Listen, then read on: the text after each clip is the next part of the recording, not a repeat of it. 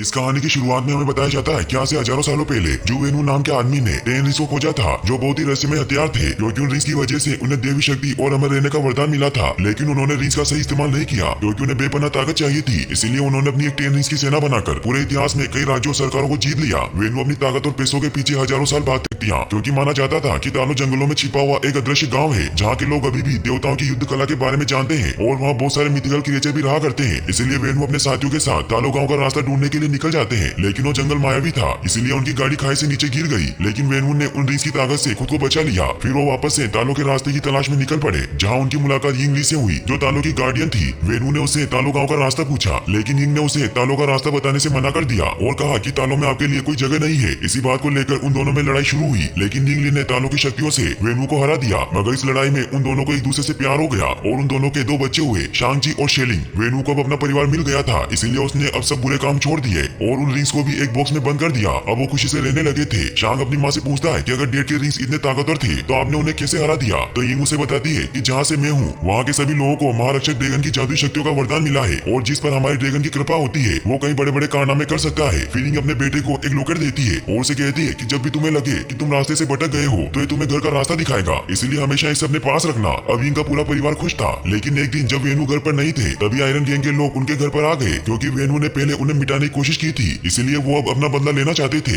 ये देखकर Ying shelling और शांची को अंदर भेज देती है। फिर यिंग आयरन गैंग का सामना करने के लिए तैयार हो जाती है, लेकिन अब यिंग के पास अपनी पावर नहीं थी, क्योंकि उसने वेनु से शादी करने के लिए अपनी सारी शक्तियां त्याग दी थी। इसीलिए वो आयरन गैंग का सामना नहीं कर पाती। वेनु जब घर आकर यिंग की लाश देखता है तो अंदर से पूरी तरीके से टूट जाता है और अब वो वापस उन रिंग्स को पहनकर नरसंहार करना शुरू कर देता है। अब वो शांची को भी मार्शल आर्ट की ट्रेनिंग देना स्टार्ट कर देता है और कुछ ही सालों में शांची मार्शल आर्ट में माहिर हो जाता है। तो वेनु से 14 साल की उम्र में आयरन गैंग के लीडर का मर्डर करने के लिए भेजते हैं। वो शांची को कहते हैं कि हमने तुम्हारी माँ के कातिल को ढूंढ लिया है, इसीलिए उसे खत्म करना तुम्हारा फर्ज भी है और हक भी। इसीलिए जब तुम वापस लौटोगे तो फिर से 10 रिंग्स के सामने दुनिया झुक जाएगी। फिर शांची अपने मिशन पर निकल जाता है, लेकिन अपने मिशन को पूरा करने के बाद सैन फ्रांसिस्को भाग जाता है, क्योंकि उसे लगता था कि वो ये सब गलत कर रहा है और अपना नाम बदलकर शॉन रख लेता है। फिर हमें प्रेजेंट का सीन दिखाया जाता है, जहाँ शांग सुबह जल्दी उठकर केटी के घर की तरफ निकल जाता है, क्योंकि वो और केटी पिछले 10 सालों से काफी अच्छे दोस्त थे और अब वो साथ में कार पार करने का काम किया करते थे। एक दिन जब वो बस से अपने काम पर जा रहे होते हैं तो कुछ 10 रिंग्स आदमी के लोग उन पर हमला कर देते हैं, जिन्हें वेनु ने शांची के गले में लगे लॉकेट को लेने के लिए भेजा था। शांची उन्हें वो लॉकेट नहीं देना चाहता था, क्योंकि उसकी माँ की आखिरी निशानी थी, इसीलिए उस पर हमला कर देता है और उन सभी आदमियों को मार देता है। लेकिन तभी रेजर फिस्ट उस पर हमला कर देता है, क्योंकि रेजर फिस्ट 10 रिंग्स का सबसे खतरनाक योद्धा था और उसकी तलवार किसी भी चीज को काट सकती थी। शांची उसके वार से बचता जाता है, लेकिन रेजर फिस्ट की तलवार की वजह से उस बस के ब्रेक फेल हो जाते हैं, जिससे वो बस आउट ऑफ कंट्रोल हो जाती है और बस ड्राइवर भी बेहोश हो जाता है। तो केटी बस को चलाने लगती है और शांग रेजर फिस्ट से लड़ने लगता है, लेकिन रेजर फिस्ट की तलवार की वजह से बस के 2 हिस्से हो जाते हैं। ये देखकर शांग सभी लोगों को दूसरी साइड पर ले जाता है और वो रेजर फिस्ट को धक्का देकर बस के बैक साइड में पटक देता है, जिससे वो डिब्बा अलग होकर क्रैश हो जाता है। लेकिन रेजर फिस्ट शांची से वो लॉकेट लेने में कामयाब हो गया था। फिर दिखाया जाता है कि जब शांची घर वापस आता है तो मकाओ जाने की तैयारी करने लगता है, क्योंकि उसे पता था कि उसकी माँ ने उसकी बहन को भी सेम लॉकेट दिया था, इसीलिए उसे हासिल करने के लिए उसके पीछे जरूर जाएंगे। केटी शांग से पूछती है कि सब क्या चल रहा है और तुम कौन हो। तो शांग उसे बताता है कि जिन गुंडों ने हम पर हमला किया था वो गुंडे मेरे डैड ने भेजे थे और अब वो मेरी बहन पर अटैक करेंगे, इसीलिए अब मुझे जाना ही होगा, क्योंकि ये मेरी बहन का सवाल है। केटी उसे कहती है कि मैं भी तुम्हारे साथ चल रही हूँ। फिर वो दोनों प्लेन से मकाओ जाने के लिए निकल जाते हैं, जहाँ रास्ते में शांग केटी को अपनी सारी स्टोरी बताता है, लेकिन उसे झूठ कहता है कि मैंने वो मिशन पूरा नहीं किया। वो दोनों मकाओ पहुंचते हैं, जहाँ वो इलीगल फाइट क्लब में जाते हैं, क्योंकि शेलिंग ने उसे जो पोस्ट कार्ड भेजा था उस पर यही का एड्रेस था। शांग केटी के साथ लिफ्ट से ऊपर जाता है, लेकिन धोखे से शांग से कॉन्ट्रैक्ट साइन करवा लिया जाता है, क्योंकि शांग ने बस में जो फाइट की थी उसका वीडियो वायरल हो गया था, इसीलिए उसे फाइट के लिए तैयार करते हैं, क्योंकि उनकी एक कंपनी डार्क वेब पर लाइव स्ट्रीम करती थी, जिस पर बहुत से लोग बेटिंग लगाते हैं। शांग जी जब फाइट के लिए ग्राउंड में जाता है तो उसका कॉम्पिटिटर और कोई नहीं बल्कि उसकी बहन शेलिंग होती है, जो शांग से बहुत गुस्सा थी, क्योंकि वो मिशन पर जाने से पहले उसे ये कहकर गया था कि वो 3 दिन में वापस आ जाएगा, लेकिन वो वापस नहीं लौटा। इस बात से गुस्सा होकर शेलिंग उसे बहुत मारती है, जिससे शांग उस लड़ाई में हार जाता है। फिर मैच खत्म होने के बाद शेलिंग जब शांग से मिलती है तो उसे पूछती है कि तुम मुझसे क्या चाहते हो। तो शांग उसे कहता है कि 10 रिंग्स आर्मी ने सैन फ्रांसिस्को में मुझ पर हमला किया था और वो मेरा लॉकेट ले गए और अब वो तुम्हारे पीछे आएंगे, क्योंकि तुम्हारे पास भी मॉम का सेम लॉकेट है और जरूर डेट हमारे लॉकेट से कुछ बुरा करना चाहते हैं। तो शेलिंग उसे कहती है कि जब तुम मुझे अकेला छोड़कर गए थे तब मुझे तुम्हारी जरूरत थी, लेकिन तुम नहीं लौटे, तो मैं समझ गई कि मुझे तुम्हारी कोई जरूरत नहीं है और मैंने ये जगह अपने दम पर बनाई है, इसीलिए ना तो मुझे पहले तुम्हारी जरूरत थी और ना अब है। तो शांग उसे कहता है कि फिर तुमने मुझे वो पोस्ट कार्ड क्यों भेजा। तो शेलिंग उसे कहती है कि पोस्ट कार्ड मैंने तुम्हें नहीं भेजा। तो इससे शांग समझ जाता है कि उसके डेड ने उसे फंसाया है। तभी वहाँ 10 रिंग्स के लोग आकर उन पर हमला कर देते हैं, लेकिन शेलिंग अपने साथियों के साथ वहाँ से निकल जाती है, मगर वो शांग और केटी को वहाँ अकेला छोड़ देती है। शांग वहाँ से भागने के लिए बिल्डिंग का कांच तोड़ देता है। वो केटी को भी बाहर आने को कहता है, लेकिन केटी डर रही होती है, क्योंकि उसे बांस की डंडियों पर चलना था। तो शांग उसे कहता है कि एक बार हम नीचे चले गए तो हम यहाँ से भाग सकते हैं। तो केटी भी मान जाती है। फिर वो दोनों साथ में लिफ्ट तक जाने लगते हैं, लेकिन तभी टेन रिंग्स आर्मी के लोग उन्हें देख लेते हैं। तो शांग केटी को कहता है कि तुम आगे जाओ, मैं इन्हें रोकता हूँ। फिर शांग सभी लोगों से लड़ने लगता है। केटी जब आगे जाने लगती है तो एक फाइटर उस पर अटैक करके उसे नीचे गिरा देता है, लेकिन तभी शेलिंग वहाँ आकर उसे बचा लेती है। फिर शेलिंग और शांग साथ में टेन रिंग्स आर्मी के साथ लड़ने लग जाते हैं। शांग शेलिंग से कहता है कि तुम तो हमें मरने के लिए छोड़ गई थी। तो शेलिंग उसे कहती है कि अब तुम समझ गए होंगे कि जब कोई मुसीबत के वक्त तुम्हें छोड़कर चला जाता है तो कैसा लगता है। फिर वो दोनों मिलकर उन सभी आदमियों को मार देते हैं। तभी वहाँ टेन रिंग्स आर्मी का सबसे खतरनाक आदमी डेथ डीलर आता है, जो शेलिंग पर अटैक करके उसे और लॉकेट लेकर चला जाता है। ये देखकर शांग डेथ डीलर के पीछे जाता है और उसे वहाँ से भागने से रोक लेता है। उन दोनों के बीच फाइट स्टार्ट होती है, लेकिन शांग में सालों का गुस्सा भरा हुआ था जब डेथ डीलर ने उसे टॉर्चर किया था, इसीलिए उसे पकड़कर मारने लगता है। लेकिन तभी शांग के डेड वहाँ आकर उसे रोक लेते हैं। वो शांग को कहते हैं कि मुझे तुम्हारी बहुत याद आई। फिर वो उन सभी को लेकर घर जाते हैं, जहाँ टेन रिंग्स आर्मी उनका स्वागत करती है। शेलिंग केटी को अपने रूम में लेकर जाती है, जहाँ केटी शेलिंग से पूछती है कि क्या तुम्हारे डेड हमें भी मार देंगे। तो शेलिंग उसे कहती है कि अगर तुम चुपचाप रहोगी तो डेड भूल जाएंगे कि तुम यहाँ हो, क्योंकि माँ के जाने के बाद वो पूरी तरीके से बदल गए हैं। उन्हें लगता था कि मैं उन्हें माँ की याद दिलाती हूँ, इसीलिए वो मेरी तरफ देखते भी नहीं थे। इसलिए मैंने अकेले ही मार्शल आर्ट की ट्रेनिंग करना शुरू की, क्योंकि मुझे लड़कों के साथ ट्रेनिंग अलाउ नहीं थी। इसलिए मैंने उन्हें दूर से ही ट्रेनिंग लेते देखा और सब कुछ उनसे बेहतर सीखा। तो केटी उसे पूछती है कि तुमने घर कब छोड़ा। तो उसे बताती है कि 16 की उम्र में मैं यहाँ से भाग गई थी, जब मुझे लगा कि मेरा भाई कभी वापस नहीं आएगा। फिर वो सभी साथ में डिनर करते हैं। शांग अपने डेड से पूछता है कि आपने मुझे ढूंढा कैसे। तो वेनू से कहते हैं कि मेरी तुम दोनों पर कब से नजर थी, इसलिए अब वक्त आ गया है कि तुम अपने पिता के साथ खड़े हो जाओ। तो शांग उन्हें कहता है कि कभी नहीं होगा। तो वेनू ने एक रूम में लेकर जाते हैं, जहाँ उन्हें कहते हैं कि जब तुम दोनों घर से भाग गए तो मुझे तुम्हारी माँ की याद और ज्यादा सताने लगी थी, इसलिए मैं उसके गाँव तालों के बारे में और ज्यादा पढ़ने लगा, जिससे मुझे पता चला कि वहाँ पहाड़ों की गहराई में एक दरवाजा है जिसके पीछे तुम्हारी माँ को तालों के लोगों ने कैद कर रखा है। तो शांग और शेलिन को उनकी बातों पर यकीन नहीं होता। तो वेनू ने कहते हैं कि पहले मुझे भी यकीन नहीं था, लेकिन जब मैंने एक दिन अपने काम में डूबा हुआ इस रूम में बैठा था, तब मुझे तुम्हारी माँ की आवाज सुनाई दी, जैसे कि वो बिल्कुल यही मौजूद हो। उसने कहा कि उसे मेरी मदद चाहिए। तो शांग उन्हें कहता है कि माँ के गाँव वाले ऐसा क्यों करेंगे। तो वेनू ने बताते हैं कि जब हमें प्यार हुआ तो तुम्हारी माँ चाहती थी कि हम तालों में साथ रहें, इसीलिए उसने अपने बुजुर्गों से इजाजत मांगी, पर उन्होंने मना कर दिया। उन्होंने कहा कि मैं इस लायक नहीं हूँ। इससे अब वेनू को लगता है कि यिंग आज भी जिंदा है, लेकिन तालों के लोगों ने उसे कैद कर रखा है। तो शांग अपने डेड को समझाता है कि मोम अब जा चुकी है। तो वेनू उन्हें हॉल में लेकर जाते हैं, जहाँ उनकी मोम के दिए हुए लॉकेट को जैसे ड्रैगन की आंखों में लगाते हैं तो उसमें से बहुत सारा पानी निकलकर अचानक से फ्रीज हो जाता है, और जब वो पानी जैसे ही नीचे गिरता है तो उसमें से एक रास्ता बनने लगता है। तो वेनू ने बताते हैं कि तालों का रास्ता एक भूल भुलैया है, लेकिन जंगल के बीच एक सीधा रास्ता भी है जो साल में सिर्फ एक बार एकादशी के दिन खुलता है, लेकिन उसके लिए पता होना चाहिए कि रास्ता कब और कहाँ खुलेगा, और अब मुझे दोनों पता है। फिर वो अपनी पूरी टेन रिंग्स आर्मी को कहते हैं कि आज से 3 दिन बाद हम मेरी वाइफ को उसकी केस से आजाद करवाकर घर वापस लाएंगे। फिर वो शांग को कहते हैं कि मैं इसलिए तुम्हें यहाँ लाया हूँ ताकि तुम तुम्हारी माँ को घर लाने में मदद कर सको। तो शेलिंग उन्हें कहती है कि अगर गाँव वालों ने आपको रोकने की कोशिश की तो आप क्या करेंगे। तो वेनू ने कहते हैं कि अगर उन्होंने ऐसा किया तो पूरा गाँव जलकर खाक हो जाएगा। तो शांग उन्हें कहता है कि इन बेकार की बातों से आप मोम के गाँव में नहीं घुस सकते। तो वेनू गुस्सा होकर शांग और शेलिंग पर अटैक कर देते हैं और उन्हें जेल में कैद करने का ऑर्डर दे देते हैं। वेनू जब अपने रूम में जाते हैं तो उन्हें वापस से यिंग की आवाज सुनाई देती है। वो उन्हें कहती है कि हम सब जल्दी एक साथ होने वाले हैं। वहीं शांग, शेलिंग और केटी को जेल में बंद कर दिया जाता है, जहाँ शांग उन दोनों को कहता है कि अगर हम डेट से पहले तालों नहीं पहुंचे तो फैमिली की बची कुछ निशानियां भी खत्म कर देंगे। तभी उन्हें वहाँ कुछ आवाजें सुनाई देने लगती है, और जब वो उस तरफ जाते हैं तो वो देखते हैं कि वहाँ एक कलाकार होता है जिसका नाम ट्रेवर स्लेटरी होता है। ट्रेवर उन्हें अपनी स्टोरी बताता है कि कुछ समय पहले एक प्रोड्यूसर ने उसे टेररिस्ट का रोल दिया था, लेकिन वो ट्रेवर को बेवकूफ बना रहा था क्योंकि वो प्रोड्यूसर खुद ही एक टेररिस्ट था। इसीलिए जब ट्रेवर ने टेररिस्ट का रोल किया तो पुलिस को लगा कि वो एक टेररिस्ट है, इसलिए उन्होंने उसे पकड़कर जेल में डाल दिया, और उसके बाद वेनू ने उसे वहाँ से छुड़वाया ताकि वो उसे मार सके। लेकिन जब ट्रेवर ने उनके सामने परफॉर्म किया तो उनका दिल पिघल गया, और जब से ही ट्रेवर उनके लिए हर हफ्ते शो करता है तभी वहाँ एक मिथिकल क्रिएचर आ जाता है, जिसे देखकर केटी और शांग काफी डर जाते हैं क्योंकि उसका सिर नहीं होता। तो ट्रेवर उन्हें बताता है कि मोरिस है और ये मुझसे बातें कर सकता है। फिर ट्रेवर उन्हें कहता है कि मोरिस कह रहा है कि तुम्हें जानता है क्योंकि तुम्हारी मॉम के साथ तालों में बड़ा हुआ था, लेकिन तुम्हारे पिता ने मायावी जंगल में रास्ता ढूंढते वक्त इसे वहाँ से चुरा लिया था, और अभी चाहता है कि तुम इसे घर ले जाओ। तो शांग उन्हें कहता है कि अगर मेरे बस में होता तो मैं इसे वापस जरूर लेकर जाता, लेकिन मेरे डेट के हिसाब से वो रास्ता सिर्फ साल में एक ही बार खुलता है। तो ट्रेवर कहता है कि मोरिस कह रहा है कि यह तुम्हें अभी भी वहाँ लेकर जा सकता है और तुम उस भूल भुलैया को पार कर सकते हो, लेकिन यह बहुत खतरनाक है क्योंकि आज तक इसे कोई जीते जी पार नहीं कर पाया। तो केटी से कहती है कि हम यहाँ से कैसे निकलेंगे। तभी शेलिंग वहाँ सुरंग का रास्ता ढूंढ लेती है और उस शांग को बताती है कि डेड ने पूरे कॉम्प्लेक्स के नीचे एक सुरंग बनवाई है और पिछली बार में वहीं से भागी थी। फिर वो सभी वहाँ से सीधे गैराज तक जाते हैं, जहाँ से वो रेजर फिश की गाड़ी लेकर निकल जाते हैं, लेकिन गार्ड को इस बारे में पता चल जाता है, इसीलिए वो वहाँ उन्हें रोकने के लिए आ जाते हैं। तो दूसरे रास्ते से वहाँ से भागने लगते हैं, लेकिन वो रास्ता सिर्फ फिंगरप्रिंट से ही खुलता था, इसलिए जब टेन रिंग्स आर्मी के लोग उन्हें रोकने की कोशिश करते हैं तो वो एक एक करके सभी को मारने लगते हैं और एक आदमी की मदद से उस डोर को खोल लेते हैं, जिससे वो सेफली वहाँ से निकल जाते हैं। सुबह होते होते वो उस जंगल तक पहुँचते हैं। मोरिस उन्हें रास्ता बताता जाता है, जिससे वो उस मायावी जंगल से बचते हुए एक झरने तक पहुँचते हैं, जहाँ जब वो जैसे झरने के अंदर जाते हैं तो वाटर एकदम फ्रीज हो जाता है और वो एक सीक्रेट रास्ते से सीधा तालों में पहुँचते हैं, जहाँ वो देखते हैं कि वहाँ बहुत सारे मिथिकल क्रिएचर होते हैं। फिर वो तालो गाँव में पहुँचते हैं, जहाँ शांग सभी को अपना इंट्रोडक्शन देता है, लेकिन वो सब उनकी बात नहीं सुनते और उन पर अटैक करने लगते हैं। तभी वहाँ यिंग ली की बहन नान आ जाती बताती है जो उन्हें ऐसा करने से रोक लेती है। वो शांग और शेलिंग से कहती है कि मैं तुम्हारी मौसी हूँ। वो उन दोनों से मिलकर बहुत खुश होती है। शांग नान को कहता है कि हमारे पास टाइम कम है क्योंकि हमारे डेड यहाँ अटैक करने के लिए आ रहे हैं। तो नान उन्हें अपने साथ नदी के किनारे लेकर जाती है जहाँ उन्हें बताती है कि हम काले द्वार के रखवाले हैं और तुम्हारी दुनिया को उन बुराइयों से बचाते हैं जो इस द्वार के पीछे कैद है। तो शांग उन्हें कहता है कि हमारे डेड उसी द्वार को खोलने आ रहे हैं क्योंकि उन्हें लगता है कि माँ वही कैद है। तो नान उनसे पूछती है कि उन्हें ऐसा क्यों लगता है। तो शेलिंग उन्हें बताती है कि उन्हें मदद मांगते हुए माँ की आवाज सुनाई देती है। तो फिर उन्हें तालों के इतिहास के बारे में बताती है कि हमारा गाँव तालों की सृष्टि का एक छोटा सा हिस्सा है, लेकिन ये सृष्टि बहुत विशाल है क्योंकि यहाँ ऐसे शहर है जो पूरे ब्रह्मांड से बेहतर है। फिर उन्हें बताती है कि हजारों सालों पहले तक हमारे लोगों के बीच शांति और समृद्धि थी, लेकिन उस शांति को अंधेरे के हैवान ने भंग कर दिया क्योंकि वो अपने साथ पूरी आत्मा बख्शक की फौज लाया था। उसके रास्ते में जो भी इंसान आता उसकी फौज उसे निकल जाती और हर आत्मा के साथ उसकी शक्ति बढ़ती जाती, जिससे उसने हमारी दुनिया को खत्म कर दिया। फिर वो तुम्हारी दुनिया का विनाश करने के लिए आगे बढ़ा। तब तुम्हारी दुनिया को नष्ट होने से बचाने के लिए हमारे तालों के नेताओं ने अपने सबसे शूरवीर सिपाहियों को भेजा, लेकिन हमारे पूर्वज उन काली शक्तियों के सामने नहीं टिक पाए। फिर एक दिन महारक्षक ड्रैगन ने हमारी मदद की और हमारी हार को जीत में बदल दिया। उन्होंने हमारे साथ मिलकर उस अंधेरे के हैवान और आत्मा बख्शकों की फौज को इस काले द्वार के पीछे बंद कर दिया और हमारे महारक्षक की जादुई शक्तियों के वरदान से हम तालों के लोगों ने आज तक इस काले द्वार की रक्षा की है और करते रहेंगे। फिर उन्हें ये भी बताती है कि तुम्हारे पिता अकेले नहीं है जो इस द्वार को खोलना चाहते हैं, क्योंकि सदियों से काफी लोगों ने इस द्वार को खोलने की कोशिश की मगर वो नाकामयाब रहे। लेकिन उन सब में एक बात कॉमन थी कि उन सभी को ऐसी आवाज सुनाई देती थी जो उन्हें हर ख्वाहिश को पूरा करने का ख्वाब दिखाती थी। फिर उन्हें ये भी बताती है कि आत्मा बख्शक जानते हैं कि वो 10 रिंग्स की ताकत से आजाद हो सकते हैं, इसीलिए वो तुम्हारे पिता को तुम्हारी माँ की आवाज में पुकार रहे हैं। फिर नान शांग और शेलिंग को अपने पूर्वजों के रूम में लेकर जाती है जहाँ उन्हें बताती है कि तुम्हारी माँ जानती थी कि तुम यहाँ जरूर आओगे, इसीलिए उसने मुझे पहले ही बता दिया था कि मुझे क्या तैयारी करनी है। फिर उन दोनों को उनके सूट देती है और उन्हें कहती है कि अपनी माँ को खोने के बाद हर बच्चा दुनिया में खुद को अकेला पाता है, लेकिन तुम अकेले नहीं हो, तुम हमारे इस परिवार की संतान हो और यहाँ तुम्हारा स्वागत है। फिर वो सब प्रैक्टिस करने लगते हैं। केटी भी तीर चलाना सीखने लगती है। वहीं शांग अपनी मौसी के पास जाता है और उनसे पूछता है कि मेरी माँ ने डेड को कैसे हराया था। तो फिर उसे वो टेक्निक सिखाने लगती है। वहीं वेनु अपने आदमियों से कहता है कि सुबह होते ही हम तालों के लिए रवाना होंगे क्योंकि सुबह होते ही तालों का रास्ता खुलेगा। वहीं शांग काफी परेशान होता है। उसे पास्ट की बातें याद आ रही होती है जब आयरन गैंग के लोगों ने उसकी माँ को मार दिया था। इन सब से शांग काफी उदास हो जाता है। तभी केटी वहाँ जाती है तो शांग उसे कहता है कि मैंने तुम्हें झूठ कहा था कि मैं अपनी माँ के कातिलों को नहीं मार पाया क्योंकि मैंने सोचा था कि अगर मैं अपना नाम और पहचान बदल लूंगा तो शायद मैं वो भूल जाऊंगा जो हुआ था, लेकिन अगर आज मॉम जिंदा होती तो वो मुझसे नफरत करती। तो केटी उसे कहती है कि इसमें तुम्हारी कोई गलती नहीं है, तुम्हारे डेड ने तुम्हें 7 साल की उम्र में किलर बनाना शुरू कर दिया था। तो शांग उसे कहता है कि मॉम की मौत के जिम्मेदार डेड है और अब वो उनका घर बर्बाद करने आ रहे हैं, इसीलिए अब मैं उन्हें खत्म कर दूंगा क्योंकि यही उन्होंने मुझे सिखाया है। इसीलिए शांग काफी सेड हुआ वहाँ से चला जाता है। फिर अगली सुबह सभी युद्ध के लिए तैयार हो जाते हैं और वेनु भी अपनी पूरी आर्मी के साथ वहाँ जाता है। वेनु शांग को कहते हैं कि तुम उन्हीं की मदद करने आ गए जिन्होंने तुम्हारी माँ को कैद किया है। तो नानू से कहती है कि वो वहाँ नहीं है, वो एक हैवान है जो तुम्हें गुमराह करके सबका सर्वनाश करना चाहता है। तो वेनु उनकी बात नहीं सुनता और उन पर अटैक करने लगता है और उन सभी के बीच फाइट स्टार्ट होती है। वेनु उस द्वार को खोलने के लिए आगे बढ़ता है तो शांग उन्हें रोकने जाता है। तो वेनु से कहते हैं कि तुम मुझसे अकेले लड़ने की बेवकूफी करोगे। तो शांग उन्हें कहता है कि मैं आपसे नहीं डरता। फिर उस पर अटैक कर देते हैं और उसे कहते हैं कि तुम तो पूरी जिंदगी मुझसे डरकर भागते रहे, तुम वही थे जब वो तुम्हारी माँ को मारने आए लेकिन तुमने कुछ नहीं किया। तो शांग उन्हें कहता है कि माँ के बाद हमें आपकी जरूरत थी लेकिन आपने हमें छोड़कर उन रिंग्स को चुना। ये कहकर उन्हें मारने लगता है। फिर शांग उन्हें कहता है कि आप लाख चाहे कि माँ आपके पास वापस आ जाए, लेकिन क्या वो आप जैसे इंसान के पास वापस आना चाहेगी। तो इसे गुस्सा होकर वेनुस पर सारी रिंग से अटैक कर देते हैं जिससे शांग दूर पानी के अंदर चला जाता है। फिर वेनुस द्वार की तरफ बढ़ते हैं क्योंकि अभी भी उन्हें यिंग की मदद मांगती हुई आवाजें सुनाई दे रही थी। वो उस द्वार को तोड़ने के लिए रिंग से अटैक करने लगते हैं जिससे उस द्वार में से आत्मा बख्शक बाहर निकलने लगते हैं। शेलिंग सभी को कहती है कि अगर हम साथ मिलकर नहीं लड़े तो सबके सब मारे जाएंगे क्योंकि तुम्हारे हथियार उनके सामने बेकार है। तो रेचल फिश उन्हें कहता है कि हमें तुम्हारी मदद नहीं चाहिए, हम 10 रिंग से। तभी आत्मा बख्शक डेड डीलर की आत्मा को निकालकर उसे मार देता है। 10 रिंग से लोग उसे बचाने की बहुत कोशिश करते हैं लेकिन उनके हथियारों का उस पर कुछ असर नहीं होता।